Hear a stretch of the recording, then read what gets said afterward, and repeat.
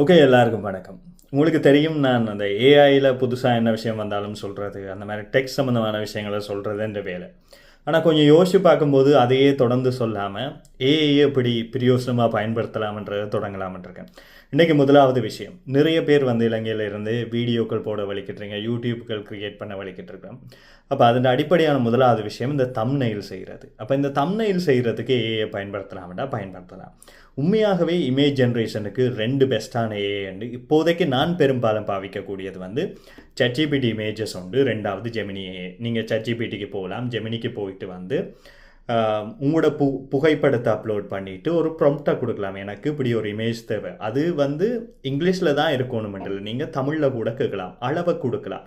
இப்போ இந்த ரீலுகள் ஷோர்ட்ஸு கண்டா 9:16 என்ற விகிதத்திலையும், மற்றது கிடையானது கண்டா 16:9 என்ற விகிதத்திலையும் எனக்கு ஒரு தம்ப்நெயிலை உருவாக்கித்தான்னு கேட்டிங்கன்னா அது உங்களுக்கு ஒரு தம்ப்நெயிலை ஜென்ரேட் பண்ணி தரும். இப்போ இந்த வீடியோன்ற முன்னுக்கு பார்த்துருக்கக்கூடிய தம்ப்நெயில் கூட நான் சும்மா சாதாரணமாக இந்த முகம் இருக்கக்கூடிய ஒரு ஃபோட்டோவை கொடுத்துட்டு ஒரு ப்ராம்ப்டை கொடுக்க ஏஐ ஜென்ரேட் பண்ணி இருக்கக்கூடிய தம்ப்நெயில் தான்.